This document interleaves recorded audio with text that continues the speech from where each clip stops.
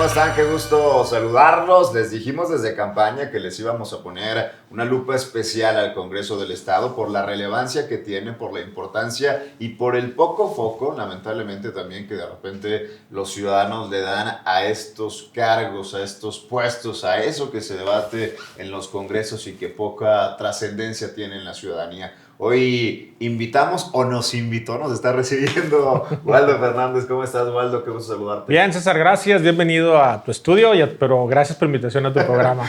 Yo te invité al programa y tú nos recibiste en tu estudio. Sí, la idea es que fuera en mi casa, pero mi mujer no me dejó. Tenía un desayuno hoy, pero después hacemos otra. Hay prioridades. Así, no, donde manda capitán, no gobierna marinero. Waldo, diputado de Morena. Sí. Hablemos de todo, ¿no? De entrada, primero, de los resultados de Morena. Desde tu perspectiva, desde tu ángulo, ¿cómo le fue a Morena en esta elección? Mira, obviamente me parece que es un asunto que se tiene que ver en dos vías o dos escenarios. Le va bien a Morena en Nuevo León, se concentra por fin, sin la presencia de Andrés Manuel López Obrador en la boleta, un voto duro ya claro para Morena. Se ganan 7 diputados locales, 4 de ellos por votación directa y 3 pluris en esta coalición que se integra con el Partido Verde y con Nueva Alianza. En relación a la elección pasada se pierden 2 escaños, no es una, sobre todo considerando que no está Andrés ahí.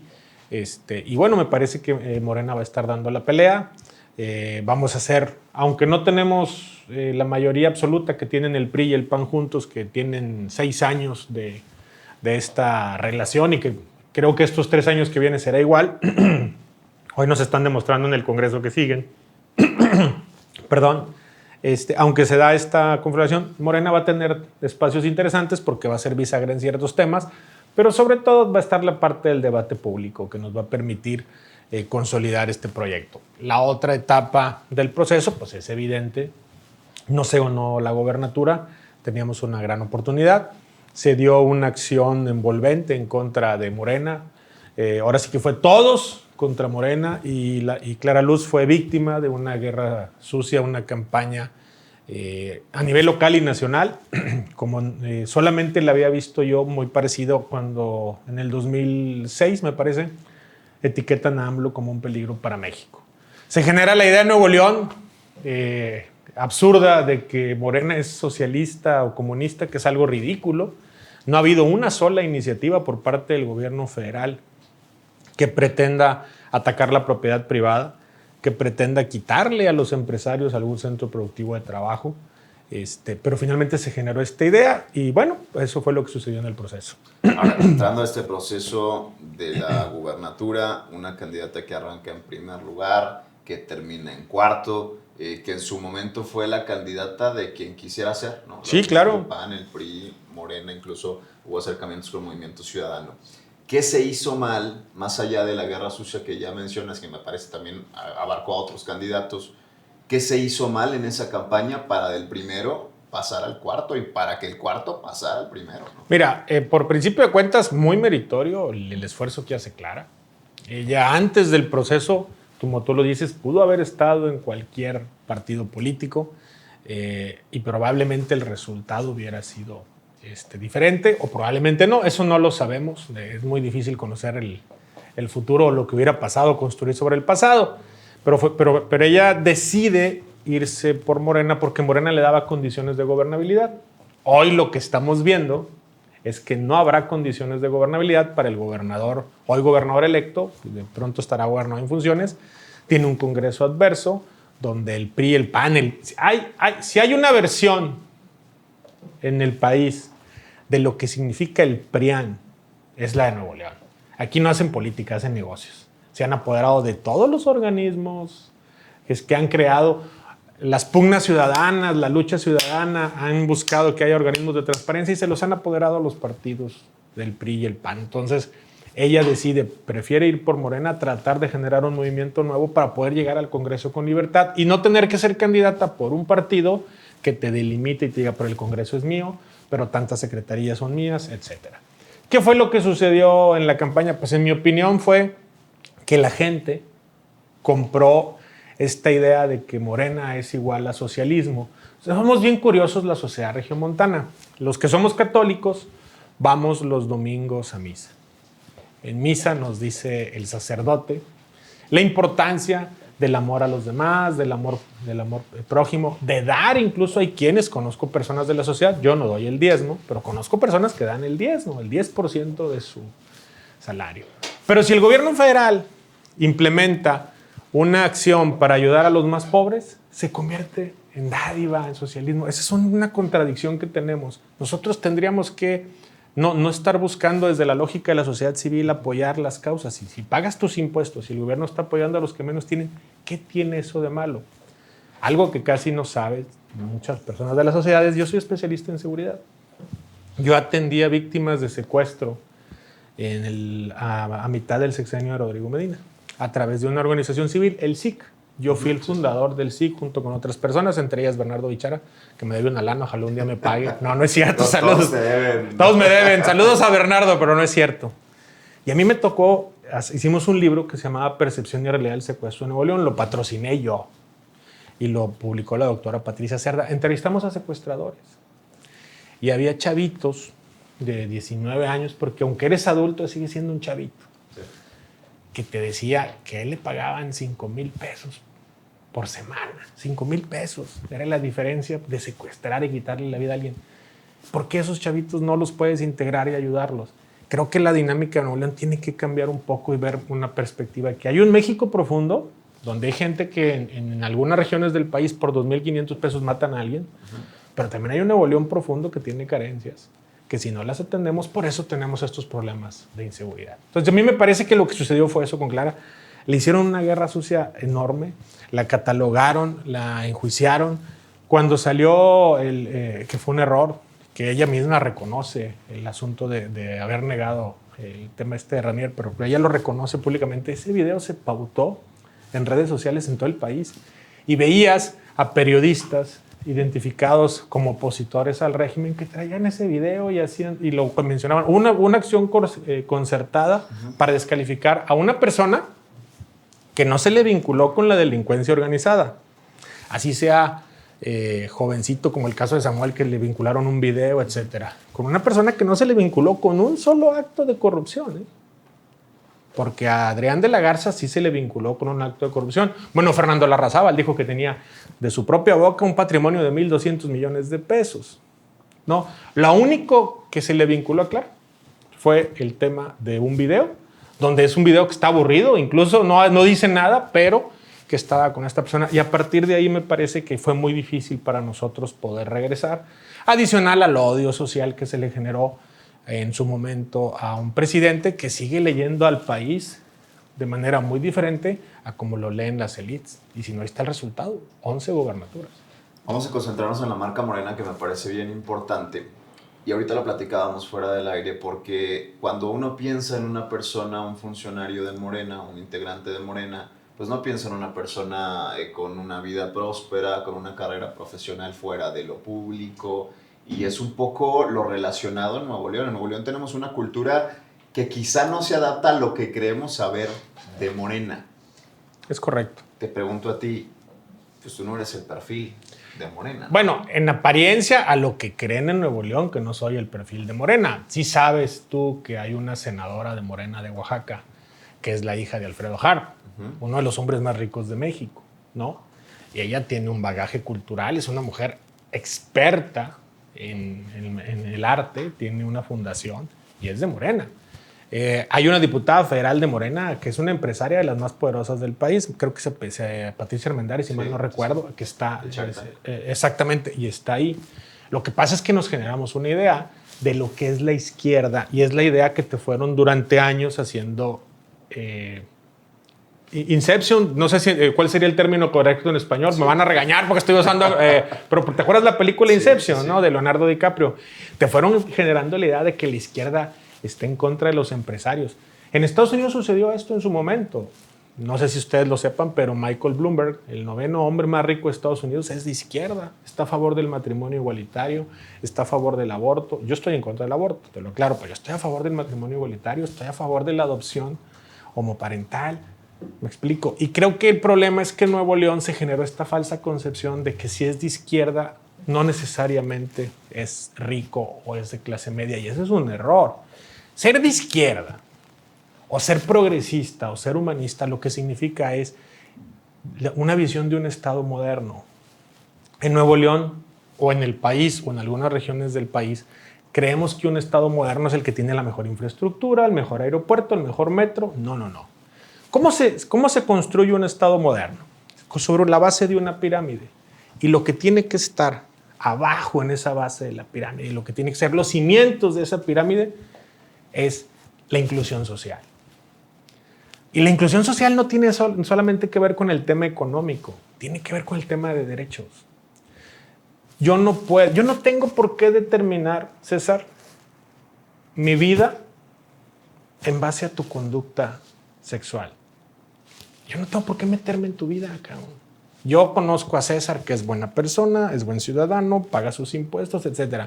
Pero entonces creemos que tenemos una superioridad moral porque calificamos la vida de los demás. Y en esa superioridad moral, la última vez que recuerdo que hubo un movimiento de superioridad moral así, fueron los nazis, donde ellos decían cómo te tienes que comportar en lo privado.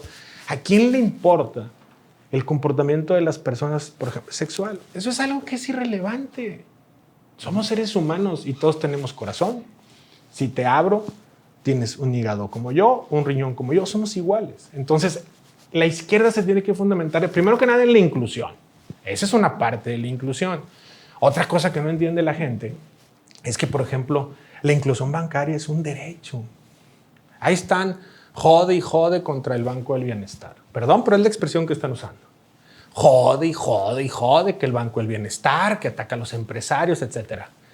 ¿Cómo ataca el Banco del Bienestar a un empresario bancario que no tiene una sucursal en Doctor Arroyo? En Doctor Arroyo viven 17,000 personas. No me estoy yendo a Oaxaca, no me estoy yendo a Guerrero, me estoy yendo a Doctor Arroyo, Nuevo León, donde hay 17,000 habitantes y no hay una sucursal bancaria del sistema bancario mexicano. Que está además a 5 horas de aquí. De Nuevo León. Pero no hay una sucursal. Hay 17,000 personas que no tienen derecho a tener una cuenta de cheques, que no tienen derecho a un crédito, que tienen que guardar su dinero bajo el colchón. Pero si el Banco del Bienestar abre ahí, es una imposición. Entonces, ¿obligas al capital privado a que abra una sucursal que no es rentable? Entonces, eso sí es empezar a tomar medidas autoritarias. Pero el asunto es que compras lo que te venden. Entonces, insisto, tienes que hablar de inclusión. ¿Quieres hacer un Nuevo León moderno, un país moderno? Lo primero es la inclusión. Todos tenemos que tener derecho a poder competir en condiciones similares. No compite en educación igual el niño que vive en Doctor Arroyo y que tiene que caminar 7, 8 kilómetros para ir a la escuela que el niño que vive en la colonia Cumbres en Monterrey y que está a su escuela a lo mejor a 2 cuadras. Entonces hay que darles condiciones para el beneficio de todos. De eso se trata el Estado, de eso se trata el gobierno, no se trata del egoísmo de que a ti te vaya bien y a los demás les vaya mal.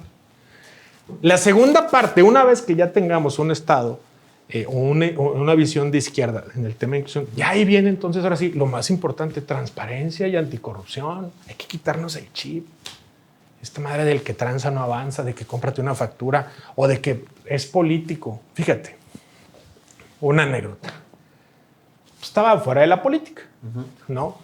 Y ahora no vives de la política. Yo no vivo de la política, pero estaba fuera de la política. Y entonces, ahora que regreso o que voy a estar en un puesto público, si Dios quiere, porque todavía falta a todo puede pasar, ¿no? Pero voy a estar en un puesto público, se empieza a comunicar la gente de nueva cuenta contigo. Y oiga, fíjese que necesito trabajo. Que eso es algo, digamos, viable, pero recomiéndeme, dígale, eso es corrupción. Claro. Y no lo entendemos. Entonces, transparencia y lucha ante la corrupción. Luego viene ahora sí el control de las instituciones, reglas claras para todos. Hay organizaciones de la sociedad civil muy loables, muy buenas, pero hay otras que tienen una agenda política y se disfrazan de organizaciones de la sociedad civil. Oye, si a mí como legislador me pides, yo cuando estaba en gobernación, me pidieron mi 3 de 3 pública, porque era un mandato del presidente. Y pensé, pues la tuve que presentar. ¿Por qué las organizaciones civiles no tienen que tener? ¿Quién las patrocina? ¿Quién está detrás de las personas que están a favor o en contra del aborto? ¿Son agendas sociales solamente o también hay otro tipo de agendas? Eso es válido. Vamos a ser transparente para todos. Y por último está el Estado. Fíjate cómo hasta el final, en la punta de la pirámide está el gobernante, el legislador, el político. ¿Por qué? Porque primero hay que hacer el marco legal que nos permite llegar a eso. Ahora, hablando de Morena Nuevo León particularmente, ¿qué es Morena Nuevo León? ¿No? Porque de entrada, los candidatos, la candidata gobernadora viene del PRI, o venía del PRI. El candidato a Monterrey, que hubo también cualquier cantidad de cosas en Monterrey, viene del PAN. Y luego se baja el propio candidato del PAN, Víctor Fuentes, y entra otro del PAN. ¿Qué es Morena Nuevo León? La idea de todas esas decisiones, o de todo ese proceso, era... Morena es un movimiento que está en movimiento permanente. Nuevo, relativamente. Pero siempre está en movimiento. O sea, tienes en Morena personajes en Nuevo León que estuvieron en el movimiento de Andrés Manuel, como Alfonso Romo, Tatiana Cloutier, ¿no? Y entonces ahora en esta perspectiva lo que se buscaba era justamente eso, es integrar activos de la sociedad civil a personas con buena reputación que no tenían antecedentes de corrupción o de casos de corrupción en un proceso de un movimiento para llegar a un buen final. El electorado no le gustó, a las bases morenistas a algunas partes no les gustó y pues finalmente el resultado no se dio. Pero esa era la intención, era generar un equipo de llegadas de personajes que no tuvieran como candidatos algún asunto de un problema reputacional. Siempre hay la nota mala, pero que no hubiera propiamente un escándalo de corrupción. No se dio, no convencimos al electorado. Creo que eso también va a tener que llevar por una nueva definición de lo que va a ser Morena Nuevo León. Pero no es un refugio, es decir, el propio Víctor Fuentes negaba que se iba a alinear o iba a atender la agenda del presidente y llegaban otros priistas, en tu caso fuiste perredista. ¿No es un refugio de los que ya no encuentran lugar en su partido? En mi caso personal, ahorita hablaré de los otros, pero tengo que explicarte algo. En mi caso personal, Morena es una transfuga del PRD. Sí, sin duda. El propio presidente fue candidato presidencial 2 veces por el PRD. La mayoría de los secretarios de Estado que tienen un perfil político, porque hay quienes tienen un perfil técnico, vienen del PRD. ¿Qué fue lo que sucedió? El PRD sufrió una ruptura, ¿no?, con 2 visiones de Estado. Al final de cuentas, creo que quien tenía la razón era Andrés Manuel López Obrador cuando él dice, no podemos como organización política, bueno, creo no, estoy seguro que él tuvo la razón porque los resultados están ahí, no podemos como organización política validar a un gobierno priista como el de Enrique Peña Nieto, antes de lo que sucedió en el sexenio de Peña Nieto. No estoy hablando, pues ahorita cualquiera se sube al tren del mame y dice que Peña Nieto. No, estoy hablando de antes, ese momento histórico donde si yo no puedo acompañar, me retiro del movimiento. Y hay quien se firma el Pacto por México, que finalmente el resultado, aunque hubo algunas cosas buenas como el asunto de las telecomunicaciones, ¿te acuerdas de lo que costaba un teléfono celular? Claro. Te costaba la hipoteca, cabrón. Pagabas tu casa, pagabas el teléfono, eso sí bajó. El resto de las reformas fueron muy dañinas para el país, no pasó nada y se democratizó la corrupción. Cuando yo fui diputado, los fondos de los diputados era democratizar la corrupción, era lana para todos, cabrón. Entonces, eso fue lo que sucedió. Pero finalmente, yo, aunque siempre he sido ciudadano, sí tengo, te acabo de explicar cómo mi concepto de izquierda, de progresista, humanista, cómo lo veo.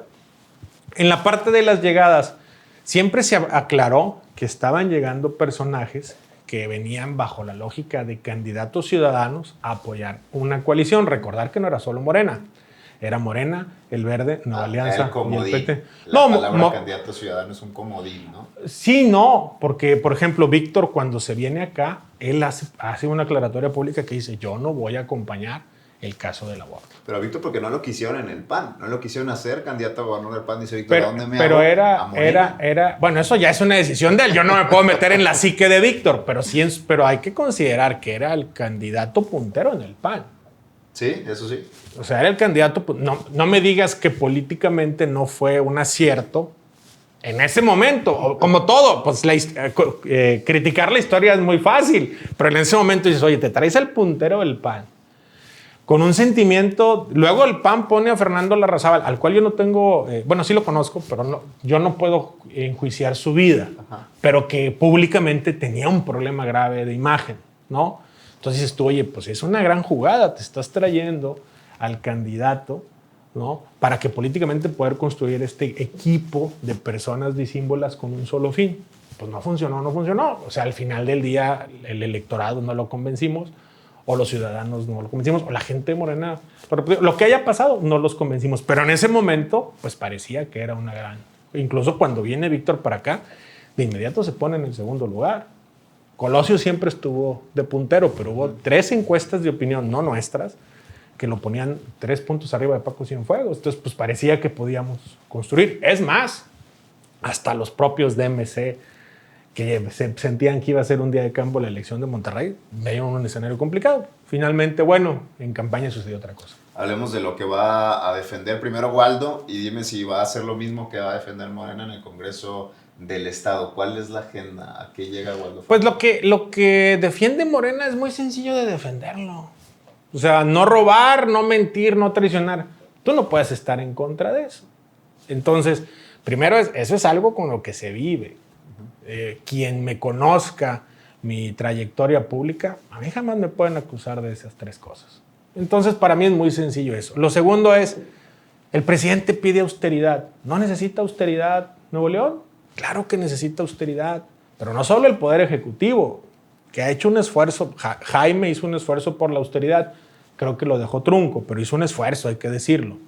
Pero también el Congreso, también el Poder Judicial, los organismos autónomos. ¿Qué hace la COTAI? Por poner un ejemplo, ¿me puedes tú, yo sé que tú eres el que entrevista, pero ¿qué hace? Cuando le pregunto a los ciudadanos, todo el mundo se queda con, pues no sé, pero le pagan una lana. Y hay muchas veces que no saben ni que existe la COTAI. Exactamente. ¿No? Entonces, y no tengo nada en contra de la COTAI. Estoy hablando de que bajémosle. Un tema de austeridad es importante. Claro. Entonces, la austeridad. Segundo, 0 deuda.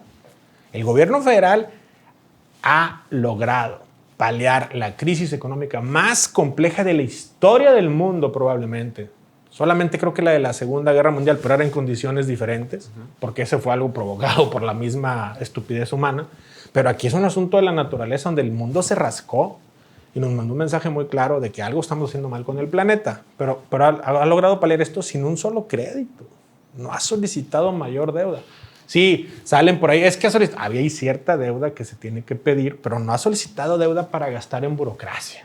Eso es importante. Es importante definir el tema de la deuda, porque ni es mala ni es buena la deuda si no, la sabes. La deuda es buena si la utilizas para infraestructura o cuando tu nivel de endeudamiento te lo permite. Pero es mala cuando lo haces para gastar burocracia, cuando lo utilizas para comprar carros, para pagar salarios, que es lo que sucedía históricamente con la deuda, ¿no? Entonces, eso es algo que tampoco vamos nosotros a aceptar. ¿Estaremos con el gobernador de Nuevo León en sus causas? Claro. ¿De verdad? Sí, claro. Él dijo antes de ser gobernador, no al tarifazo. Claro que vamos a estar con él. No va a haber aumento del transporte público. Lo vamos a apoyar.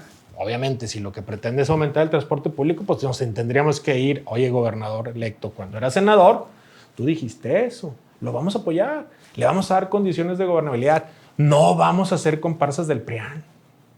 Desde ahorita te lo digo, no vamos a hacer comparsas, vamos a ir día a día, minuto a minuto, viendo que lo que va avanzando.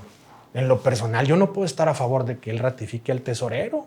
Pero si él lo quiere hacer, está bien, pero si un tesorero que agarró al Estado con 48,000 millones lo entrega con 72,000 millones de deuda, ¿qué trabajo eficiente es ese? Y yo te pregunto a ti, ¿dónde están las obras públicas?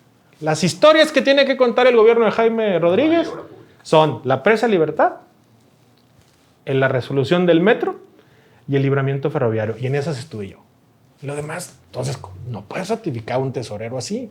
Pero bueno, si él quiere hacer, se la hará. Pero lo acompañaremos en las cosas importantes. No vamos a jalar con el PRIAN. Vamos a ir momento a momento por beneficio de Nuevo León, no por beneficio del gobernador. Si el beneficio de Nuevo León se traduce en el beneficio del gobernador, lo vamos a apoyar. No le podemos dar un cheque en blanco porque es parte del trabajo del poder legislativo. Pero lo que tenemos que hacer es construir un día a la vez con él. A ver, voy bien rápido. Aborto, ya me dijiste que estás en contra. Yo estoy en contra y tengo que aclararlo por razones personales. Que no es de izquierda estar en contra del aborto. No necesariamente, porque incluso dentro de Morena hay diversas corrientes. Pero por razones personales, yo tengo una hija que me dijeron que debería de haber abortar. No abortamos, mi esposa y yo, y mi hija nació con problemas de salud, pero muy bien. El cuadro que me dieron fue diferente, entonces me parece una causa personal, aunque no debería de revolverla con el asunto de leyes, pues es un asunto de conciencia. Estoy a favor del matrimonio igualitario y de la adopción homoparental. tengo problema con eso. Y vamos a impulsar, y vamos por una ley de igualdad contra la discriminación. Es un tema grave en Nuevo León la discriminación. Hay lugares de trabajo donde no te contratan si tienes un tatuaje. Sí. Y yo te pregunto, tú eres más chavo que yo, unos 3 o 4 horas, nada más. No, pero bueno, tú eres de otra generación. ¿Cuántos amigos tuyos no están tatuados? En mi generación no, pero o sea, no podemos tener una brújula moral. Entonces hay que cambiar cosas. ¿Revocación de mandato? Claro que hay que ir con la revocación, pues es una de las causas del presidente. Y le hace bien al gobernador. Porque entonces si el gobernador en 3 años decide o alguien... Yo estuve en un gobierno con el Bronco, donde tú le decías una cosa al gobernador, pero había 10 que le decían lo contrario.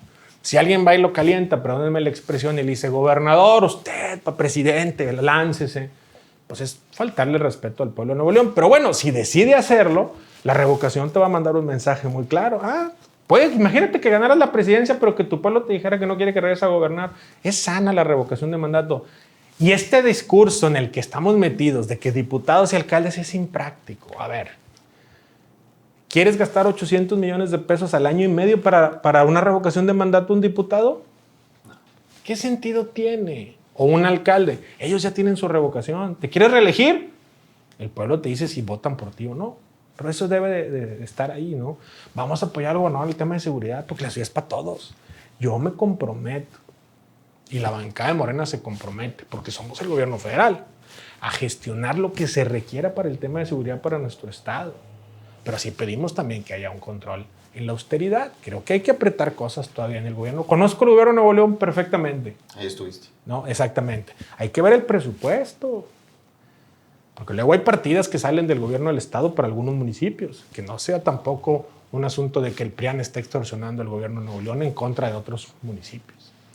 Dentro del tema de seguridad, que sabes bastante del tema, que estuviste muy metido, que estás muy metido, ¿es un acierto que se deje al secretario de Seguridad actual? ¿Es un error?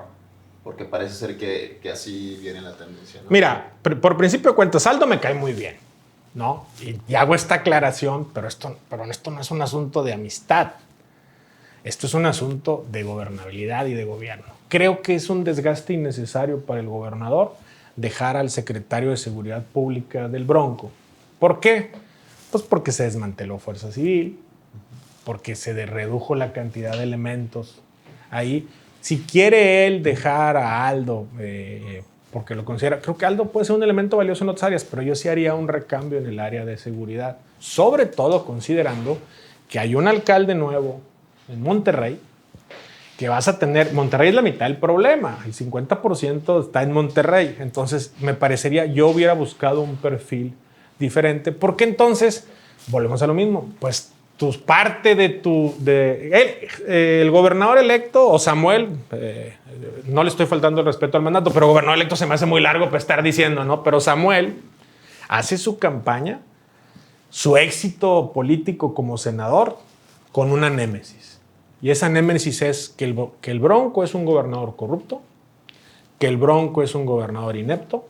Por eso presenta la revocación de mandato, porque quiere quitar al Bronco. Él la presenta. Él la presenta, ¿no? Y entonces llega al gobierno y ratifica a las 2 áreas más complejas del Bronco, seguridad y finanzas. La ratifica. Entonces, eso ya es un mensaje contradictorio. Ojalá y no terminemos con que le den la medalla al mérito cívico al Bronco, cabrón, o le den una carta de recomendación a él y a Manuel González. Yo espero que proceda contra Manuel González y el Bronco. Allá hay 500 funcionarios públicos, 572, que la Contraloría, que depende del gobernador, los debe de sancionar. Y si ya le salvaron el cuello, pues que revise cómo fue, si lo salvaron. O sea, de entrada tiene mucho material. ¿Qué es importante? Hay una clase política que vive de estar generándole a la gente, ahora sí que gastritis, cabrón. El asunto es que cuando llegas, cúmpleles. Entonces, él tiene que cumplir esa parte. Si él decide dejar a Aldo y al tesorero es parte de su mandato, el tesorero pasa por el Congreso. No estoy seguro si el secretario de Seguridad Pública lo va a revisar, pero el tesorero pasa por el Congreso. Pero finalmente, lo que digo es, ¿qué necesidad tiene de desgastarse cuando pues tiene toda la oportunidad de armar un gabinete diferente? Ahora, hablemos de un tema medular en este gobierno electo que ya estamos analizando, desmenuzando, que es el tema del pacto fiscal. La renegociación del convenio fiscal. No, bueno, lo que él prometió es que sí iba a salir del pacto fiscal. Bueno, eso es... No, a ver, por eso, pero pues, yo no lo dije, lo dijo él. Entonces yo esperaría que nos mandara la iniciativa ahorita para salirse del pacto fiscal. ¿Estás a favor de renegociarlo? A ver, claro que estoy a favor de renegociarlo, pero él no ofreció eso. Él le dijo al pueblo de Nuevo León que él tenía la solución saliéndose del pacto fiscal, ¿no? O que se desdiga. Pueblo de Nuevo León era puro rollo. Nomás estaba chacoteando, no lo voy a hacer. Claro que se tiene que renegociar el pacto fiscal. Yo lo planteé cuando estaba en el gobierno, lo planteé desde México que se tenía que renegociar el pacto fiscal. Pero el problema de renegociar el pacto fiscal con la pistola aquí no jala. ¿Cómo le haces para querer renegociar el pacto fiscal cuando tú le dijiste no al pueblo de Nuevo León, a 31 gobernadores más, que Nuevo León es otra cosa y que Nuevo León merece más dinero y que ustedes no? ¿Cómo vas a renegociar con 31 gobernadores? Porque el pacto fiscal no es un asunto exclusivo de Nuevo León, es de 32 estados que tuvieron la decisión, creo que fue en el sexenio de López Portillo, no estoy seguro, o Miguel de la Madrid por allá, de hacer una convención hacendaria y entregar a la federación la parte impositiva, porque antes tú tenías que tener facturitas de cada estado, o sea, lo hicieron por un asunto de simplificación. ¿Cómo le haces para renegociar eso? No es un asunto del presidente, es que es parte del problema que tienen las personas que tienen que entender. Andrés Manuel López Obrador no inventó el pacto fiscal. Lo inventó el PRI y lo votaron priistas en su momento, donde se dieron parte de su soberanía. Hubo un gobernador priista que se negó, que era el de Tabasco. Porque curiosamente en ese momento Tabasco era el motor económico del país por el petróleo. A él le generaron condiciones diferentes. Entonces, Bueno, pero ¿es justo lo que le llega a Nuevo León o no? no es justo. Pero el asunto es cómo lo vas a renegociar cuando tú dinamitas los puentes de negociación. Cuando estábamos en la Cámara de Diputados, llegaban el Bronco el primer año y nos entregó en una servilleta. Le puedes preguntar a Álvaro Ibarra y a Edgar Romo. En una servilleta junto con Carlos Garza y Manuel González y Fernando Elizondo estaban ahí. Nos entregaban en una servilleta lo que querían de presupuesto para en una servilleta. En una servilleta, güey. No estoy jugando. Pues se lo puedes preguntar a Edgar Romo y Álvaro Ibarra. Perdón por el gol, pero es para YouTube, ¿verdad? No pasa nada. Sí, no. Hotel Camino Real, Restaurant La Huerta. Cuando me subí al carro dije, perdón, no mames, cabrón. ¿Cómo les fue en el presupuesto? Lo que sacamos fue a rasguños. Para el segundo presupuesto, llegó Humberto Torres el día que se votaba el presupuesto. Le puedes preguntar a Pepe Gutiérrez, el de la CEMIC, que él andaba allá, es amigo mío y andaba ahí. Ese día llegó, oye, güey, el presupuesto ya está negociado. O sea, ya lo sacamos, ya nomás la votación es un acto de formalidad, ¿no? Para el tercer presupuesto, me parece, no me acuerdo a quién mandaron, pero ya. Cuando llego al gobierno, lo primero que hago es, a ver, ordenemos qué es lo que queremos de presupuesto. La Presa Libertad, ¿sabes por qué? ¿Te acuerdas que durante 3 años hablaban de la Presa Libertad? ¿Sabes por qué no nos daba dinero la federación? Porque no teníamos los derechos de agua, güey. Entonces, ¿cómo quieres dinero para una presa si no tienes el cupo del agua?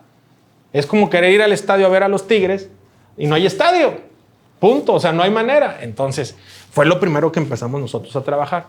¿A qué voy con todo esto?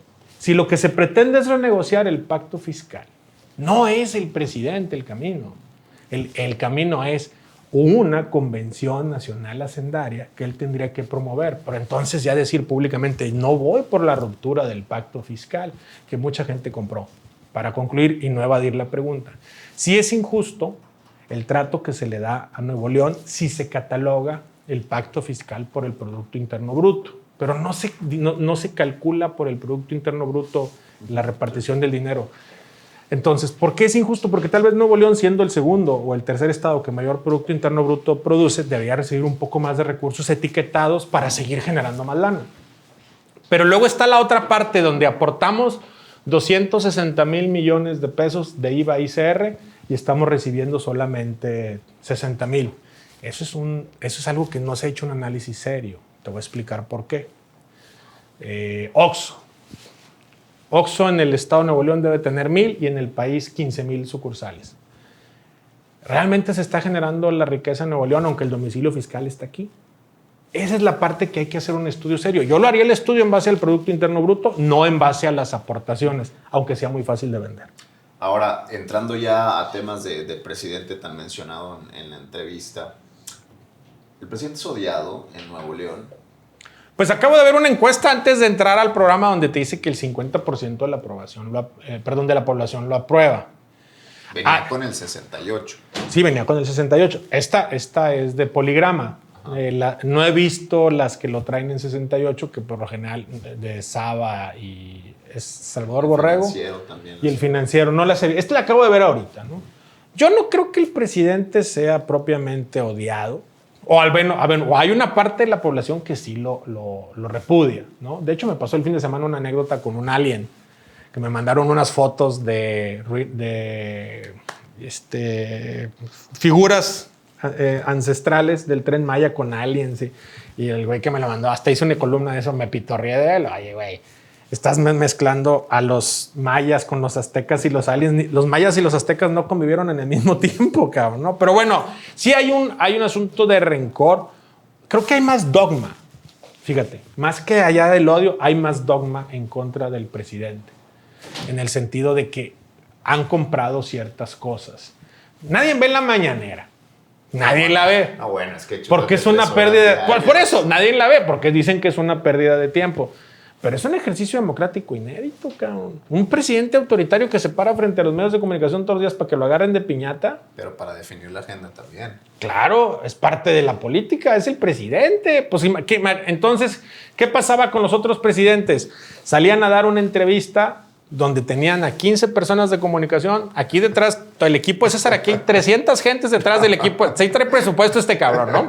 Pero salían todos ahí de atrás y te decían, esto no lo puedes preguntar. Y si preguntabas, hey, se para la entrevista, cabrón, y te vas, o la suspendes, o la quitas, o te quitan la edición, etc. Bueno, pasa todavía, ¿no? Bueno, pero en el presidente todos los días se para ahí. Acaba de tener un debate con Jorge Ramos que yo no lo he visto ni en los Estados Unidos.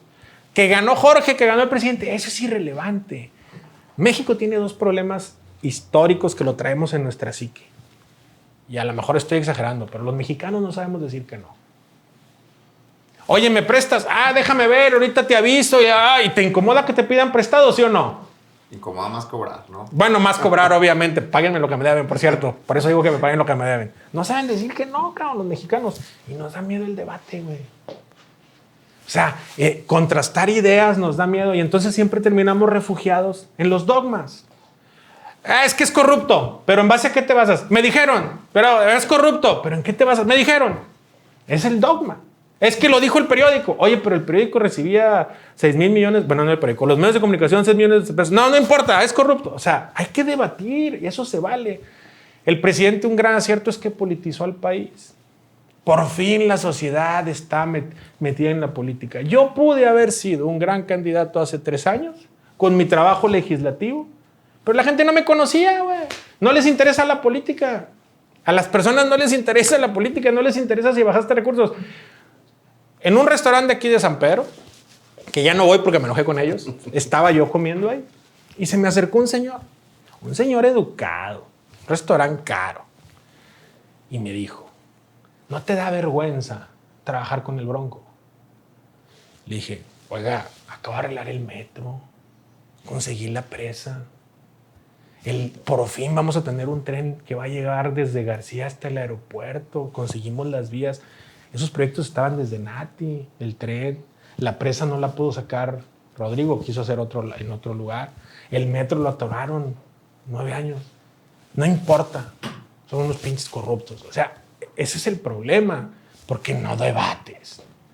Una vez fui a saludos al arquitecto, bueno, no puedo decir, bueno, a saludos al arquitecto Benavides. Me llevaron a un programa de televisión a hablar de la presa. Y estaba tan polarizado el estado. En cambios. Y entonces estábamos hablando de la presa y yo decía, oye, conseguimos recursos para la presa Libertad, es un logro. Pero como ya en ese tiempo estaba la cosa muy friccionada, había 2 personas de ahí que les mando un saludo. Tuvimos un gran debate y ellos decían que había agua en Nuevo León, que te ibas caminando, te tropezabas en una piedra y salía agua. A ver, cabrón, mira cómo estamos ahorita. Pero ¿a qué voy con este asunto? Cuando salgo, me dice la gente, me acuerdo en Twitter, fuiste muy prepotente. Estaba debatiendo, cabrón. Cuando terminó el programa me acerqué y les dije, perdón, chingón el debate.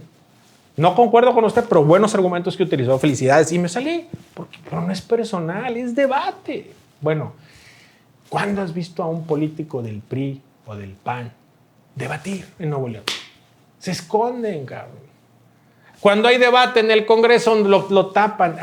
Y no es que sean, y no hay malos políticos voy a tener grandes compañeros en el Congreso local. Sí hay malos por políticos, eso, pero también. Por eso hay como todos. No como en la sociedad civil. No, pero de que hay malos los hay. No malos, malísimos, pero hay unos que otros buenos. Pero voy a estar, el debate es sano, termine el debate y ya vámonos a lo que sigue.